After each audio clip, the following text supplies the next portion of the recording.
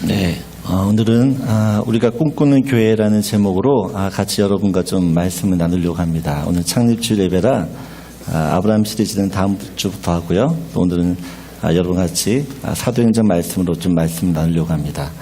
우리 사도행전 13장 1절 3절 말씀인데요. 우리 한 목소리로 같이 읽도록 하겠습니다. 같이 읽겠습니다.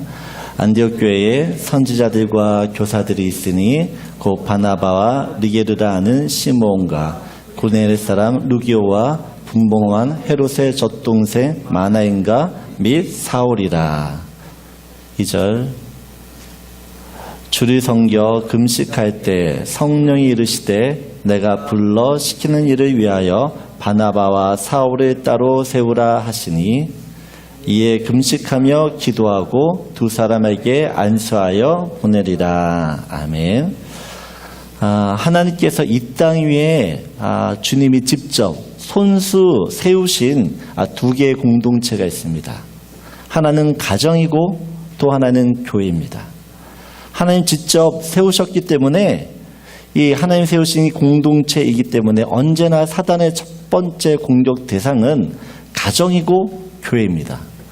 에덴에서 아담과 하와의 이 가정을 깨뜨린 것도 사단이었고, 또한 주님의 몸된 교회를 세우지 못하도록 예수 그리스도를 십자가에 못 박은 것도 사단입니다.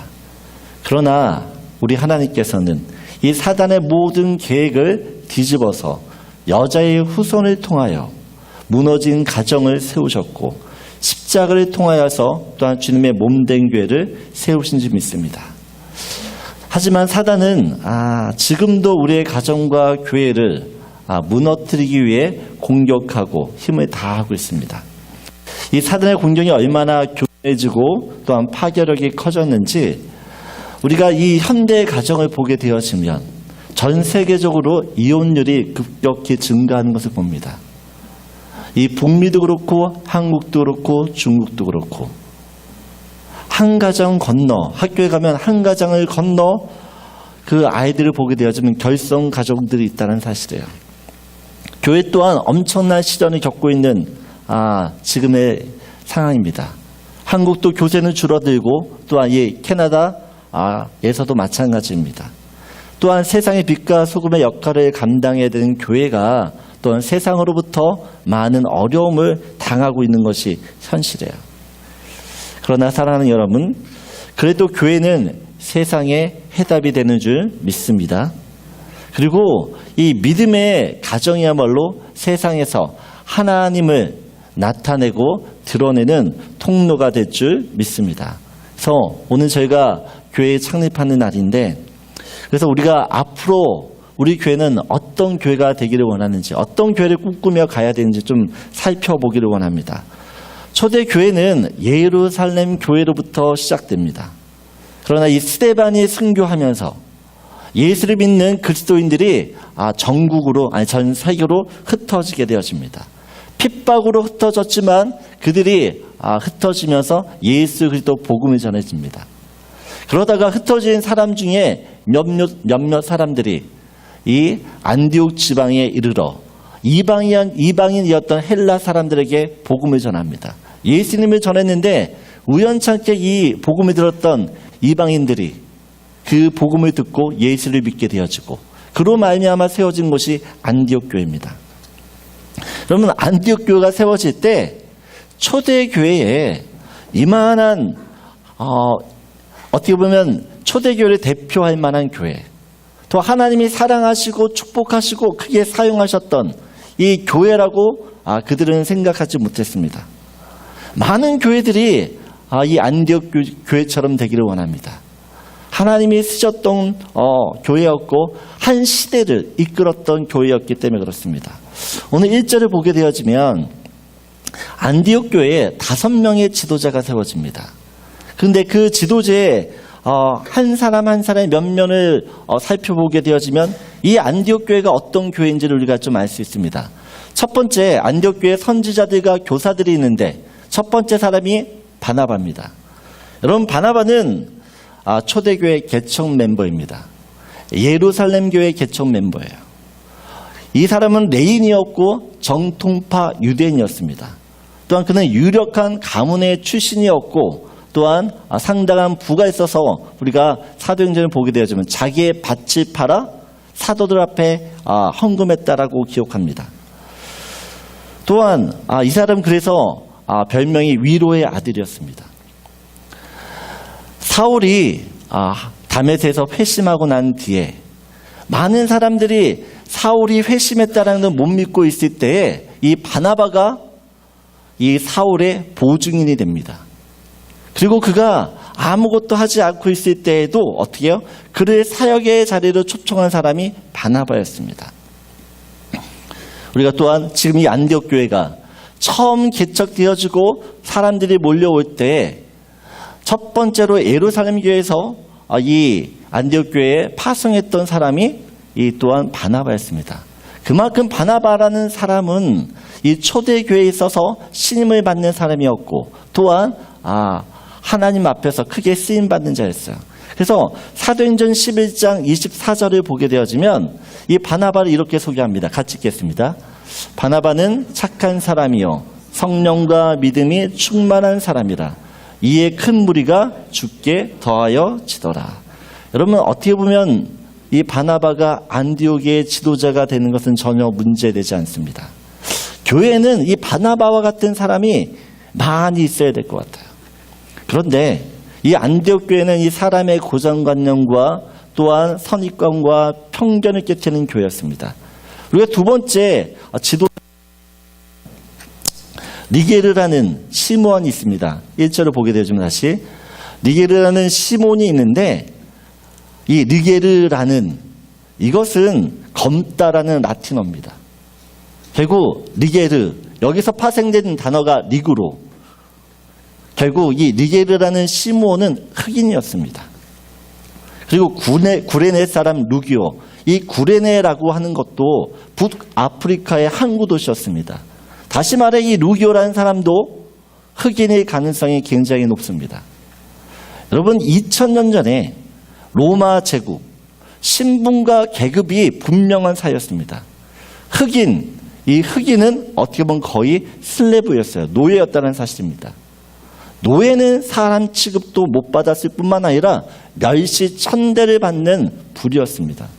그런 시므온과 이 루기오가 지금 안디옥 교회에 어떻게 해요? 지도자였다는 것이에요. 말이 쉽지 자기가 부리던 노예가 교회 지도자가 된다. 받아들이기가 참 쉽지 않습니다.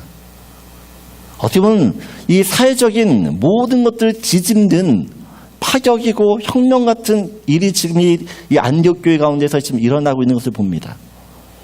여러분 네 번째 인물을 보게 되어지면 분봉한 헤롯의 젖동생 마나엔이라고 이야기합니다. 헤롯이 어떤 사람이에요? 유대인들의 어떻게 보면 왕이었지만 그가 로마 제국의 빌부터 권력을 가지고 있었고 또한 나라를 팔아먹는 매국노였습니다. 그리고 교회를 핍박하는 그런 핍박자의 모습을 우리가 이 헤롯을 통해 보게 되어집니다. 그런데 이 마나이라는 사람이 어떻게 헤롯의 젖동생 어렸을 때부터 같이 친구로 자랐다라는 것이에요. 지금 안디옥 교회가 어떻게 보면 교회의 원수고 또한 유대인들에게 있어서 적개심을 가지고 있는 그 헤롯의 친구였던 마나엠을 교회 지도자로 삼고 있습니다. 여러분 이 어떻게 보면 마나엔을 교회 지도자로 세운다는 건 굉장한 리스크를 안고 그들이 지금 지도자를 세웠다라고 이야기할 수 있어요. 또 한 가지 우리 사울이라고 이야기하는데 우리가 바울입니다. 히브리식은 사울이고 헬라식 이 이름은 바울이에요. 이 바울은 우리가 잘 알다시피 유대인 중에 유대인이었고 또한 가말리엘 출신 어떻게 보면 가장 똑똑한 이 스승 밑에 있는 제자였습니다. 엘리트 중에 엘리트였고 그렇기 때문에 우리가 보면 이 모든 신약의 서신서가 사도 바울을 통해서 쓰여진 것을 봅니다. 그러나 이 바울도 예전에 어떤 사람이었어요? 교회를 핍박했던 과거가 있는 사람이었습니다. 과거. 여러분, 사랑하는 여러분, 교회는 차별과 구별이 없어야 됩니다. 인종, 신분, 학력, 재산, 출신, 이 나이를 막론하고 하나로 어우러질 수 있어야 됩니다. 아멘이시죠? 근데 여러분, 이게 쉬운 일이냐는 것이에요. 오늘날도 이런 교회가 이루어진다는 것이 쉽지 않습니다. 그런데 2000년 전에 안디옥의 교회는 모든 것을 허물고 하나가 되는 교회였습니다. 여러분, 유대인이라는 이 민족은 우리나라와 비슷한 성향을 갖고 있어요. 우리도 단일 민족이잖아요. 그래서 굉장히 다른 사람들을 우리 민족 안으로 이렇게 들어온다는 것이 굉장히 힘듭니다. 근데 유대인들은 어떻게 보면 선민 사상을 가지고 있었기 때문에 그들의 인종차별이 굉장히 심한 민족이었어요. 그 심한 민족인 이 사람들이 어떻게 해요? 다른 사람들을 받아들여요. 다른 민족을 포용할 수 없는 사람들입니다. 공동체 안으로 자기 안으로 누군가를 들여온다는 것이 이 사람들 용납이 안 되는 사람들이에요. 보세요. 사마리아 사람들을 어떻게 해요? 그들이 배척하잖아요. 그래도 유대인의 피를 가지고 있던 사람들이었어요. 반은. 그런데 피 한 방울도 섞이지 않는 이방인들을 같은 교회에서 하나님을 예배한다. 있을 수 없는 일이라는 것이죠. 있을 수 없는 일. 근데 오늘 안디옥 교회는 이 5사람, 지도자가 5명인데 바나바와 바울을 빼고는 다른 이방인들이었어요. 그러면 이 안에 교회에 속한 성도들을 보게 되어지면 수많은 사람들이, 수많은 민족들이 이 교회에 지금 있다라는 사실이에요. 세상에서라면 절대 만날 수 없는 사람들입니다. 함께 어우러져서 어떤 일을 한다는 것이 불가능한 조합이에요. 달라도 너무 다릅니다. 서로 보고만 있어도 이질감이 느껴져요. 여러분, 이곳에 만약 캐네디언이 한 명 딱 있다고 생각해 보세요. 불편해요, 편해요? 편하십니까, 여러분은? 여러분, 캐네디언입니다. 여러분, 이곳에 흑인이나 아니면 다른 민족의 사람이 있다고 생각해 보세요. 편해요, 불편해요? 불편하다는 것이에요. 근데 이들이 하나 돼 교회의 지도자가 됩니다.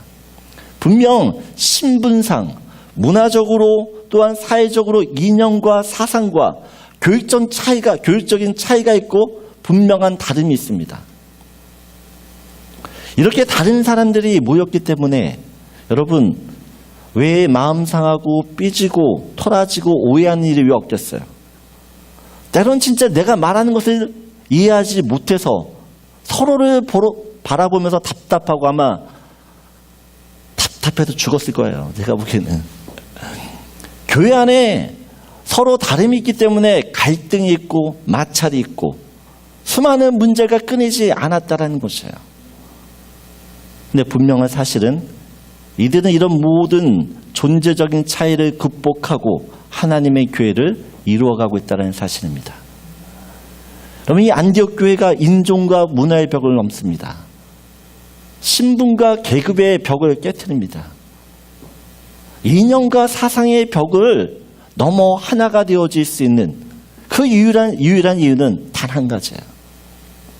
예수 그리스도, 복음 때문인 줄 믿습니다. 여러분, 복음은 능력입니다. 복음은 살아온 사회적 배경이 다르고 사상이 다르고 삶의 방식이 달라도 사고방식과 지적 순인이 달라도 이 모든 것을 뛰어넘을 수 있게 하는 것이 복음이고 그것이 능력이 되는 줄 믿습니다. 여러분, 복음은 죄인이었던 나를 차별하지 않고 판단하지 않고 내 모습 있는 그대로 주님이 사랑하셨어요. 은혜로 우리는 구원받았고 그 주님의 사랑 때문에 우리가 다른 사람도 사랑할 수 있고 포용할 수 있는 것이에요. 하나님과 인간 사이에 하나님 건널 수 없었던 이런 큰 절망의 늪이 있었고 높은 벽이 있었지만 이 모든 것을 예수님께서 허물으셨어요. 하나님과 인간 사이에 죄로 막혀져 있던 이 모든 것들을 허물었던 그 예수 그리스도가 인간 사이에 있는 모든 벽들, 내가 살면서 살아왔던 어떻게 보면 이 선입관이나 생각이나 가치관이나 관념들을 주님의 사랑 때문에 다 우리가 허물게 되어지는 것입니다. 여러분, 예수님이 나를 어떻게 사랑하셨는지를 알게 되어지면 원수도 사랑하게 되는 줄 믿습니다. 내가 용서 못할 사람이 없는 것이고 내가 품지 못할 사람이 없는 것이에요. 내가 사람을 판단하거나 정죄하는 것이 아니라 차별하는 것이 아니라 구별하는 것이 아니라 그 예수가 나를 사랑하셨기 때문에 나 또한 예수님처럼 사랑하게 될 줄 믿습니다. 저는 우리 교회가 우리 안에 있는 모든 이 벽들이 허물어지는 교회가 되길 원합니다. 관계 가운데 하나님이 주신 은혜를 누리기 원해요. 여러분, 하나됨이 너무나 중요해요.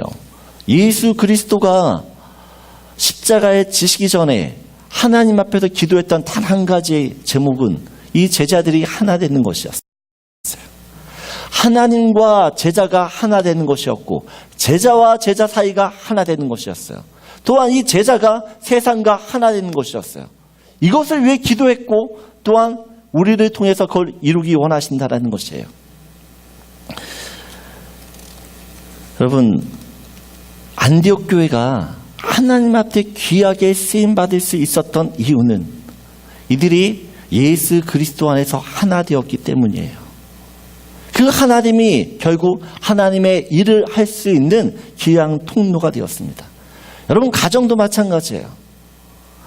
남편과 아내가 하나 되지 않으면 그 가정 가운데 평화가 일어날 수가 없어요. 하나님이 쓰시기를 원해도 쓰실 수가 없다라는 것이에요. 가정도 그렇고 교회도 그렇고 먼저 주님께 쓰임받기 위해서는 하나됨이 중요하다라는 것이에요. 그 하나됨을 통해서 주의 놀라우신 이들을 우리 가운데 행하신다는 것입니다. 여러분, 이 안디옥 교회가 이렇게 많은 사람들이 하나가 되어질 수 있었던 또 하나의 이유는 하나님의 말씀 때문입니다. 우리 사도행전 11장 26절을 보게 되어지면 우리 같이 읽겠습니다. 안디옥에 데리고 와서 둘이 교회에 1년간 모여 있어 큰 무리를 가르쳤고 제자들이 안디옥에서 비로소 그리스도인이라 일컬음을 받게 되었더라. 1년 동안 사도 바울과 또한 이 바나바가 예수를 믿은 사람들을 어떻게 해요? 말씀을 가르쳤다라고 이야기합니다. 말씀으로 이 성도들을 양육합니다. 여러분, 하나님의 말씀이 능력이 되는 줄 믿습니다. 그 말씀이 우리의 모든 것을 바꿀 수 있어요. 히브리서 4장 11절 말씀을 보게 되어지면 이 말씀이 아니죠. 우리 히브리서 4장 11절 말씀 보게 되면 제가 읽어드리겠습니다. 12절 말씀인데 제가 잘못 줬군요. 네, 12절에 이렇게 있습니다. 하나님의 말씀은 살아있고 활력이 있어 좌우의 날선 어떤 검보다도 예리하여 혼과 영과 및 관절과 골수를 찔러 조개기까지 하며 또 마음의 생각과 뜻을 판단하나니. 여러분, 하나님의 말씀이 우리의 생각과 영과 마음을 어떻게 해요? 바꾸시는 거예요. 하나님의 말씀이 나를 바꿀 수 있어요. 나를 바꿀 수 있는 건 다른 어떤 것이 아니에요. 주님의 말씀뿐이에요. 그리고 이 하나님의 말씀이 능력 있게 나에게 역사하도록 도우시는 분이 누굽니까? 성령님이세요. 그 성령님의 말씀을 들을 때 내 마음 가운데 감동을 주시는 것이며 또한 내 생각 가운데 주님의 생각이 맞다는 것을 받아들이게 한다는 것이에요. 그 성령께서 말씀으로 내게 찾아오시며 그 성령의 감동으로 어떻게 해요? 내 마음을 변화시켜요. 그래서 저희는 앞으로 저희 교회는 1년 동안 말씀 양육만 할 것입니다. 말씀으로 여러분들이 바로 서야지만 주님이 일을 하실 수 있어요. 여러분, 안디옥 교회가 말씀으로 이렇게 세워지자, 든든히 서게 되자 사도행전 11장 28절 29절을 보게 되어지면 이들이 어떤 일을 행하게 되어지냐면은 예루살렘에 흉년이 듭니다. 예루살렘에 흉년이 들었을 때에 이 안디옥 교회가 헌금을 해서 어떻게 해요? 이 예루살렘을 구제 헌금을 하게 되어집니다. 여러분, 안디옥 교회가 잘 사는 사람들이 모여있는 교회가 아니에요. 1년밖에 되지 않은 개척교회입니다. 근데 그럼에도 불구하고 그들이 어떻게 해요? 교회가 어렵다고 이야기했을 때 자신의 것들을 내어놓고 그것을 가지고 섬겼다라는 것입니다. 여러분, 우리 개척교회가, 우리 랭리은혜교회가 왜 자꾸 선교를 하려고 하고 왜 구제를 하려고 하느냐? 여러분, 지금부터 선교하지 않고 또한 지금부터 구제하지 않으면 우리 교회가 성장해서도 할 수 없다라는 것이에요. 여러분, 말씀을 배우면 이 말씀을 통해서 어떻게 해요? 하나님께서 원하시는 것이 무엇인지를 알게 되어지고 그것을 바로 행할 수 있다는 것이에요. 그래서 이 안디옥 교회가 없는 중에도 어떻게 해요? 자기의 것을 내어서 예루살렘 교회를 돕고 있다는 사실입니다. 또 오늘 13장 2절 3절을 보게 되어지면 이 안디옥 교회가 금식과 기도하는 중에 어떻게 해요? 따로 바나바와 사울을 세웁니다. 이 바나바와 사울을 세워서 어떻게 해요? 3절을 보게 되어지면 금식하며 기도하고 두 사람에게 안수하여 보내니라. 어딜 보내요? 선교사로 보낸다는 것이에요. 여러분, 안디옥 교회에 있어서 가장 중요한 사람이 누구겠어요? 누구예요? 바나바와 바울이에요. 없어서는 안 될 인물 같은 중요한 지도자를 어떻게 해요? 이들이 금식하고 기도함으로 말미암아 선교를 보내요. 여러분, 기도하는 중에 만약 주께서 저보고 가라 그러면 제가 어떻게 해야 되죠? 가야죠. 그죠? 여러분들 보내기 싫어도 보내야죠. 왜 아무 말 안 하세요? 예? 여러분, 우리가 세계 역사를 좀 보면 이런 흐름들이 있어요. 영국이 윌리엄 캐리라는 위대한 선교사를 인도로 보냅니다. 그 윌리엄 캐리라는 한 사람을 통해서 영국의 대학생과 젊은 청년들이 전 세계로 복음을 전하러 떠나요. 여러분, 영국이 선교사를 보내자마자 이 영국이라는 나라가 어떤 나라가 돼요? 해가 지지 않는 나라가 됩니다. 1890년도에 미국이 2만 5천 명이 되는 많은 젊은이들을 세계 선교사를 보냅니다. 미국에서 손꼽히는 타고난 인재들이었어요. 박사들이었고 또한 의사였고 행정가들을 세계 곳곳에 선교사를 보냅니다.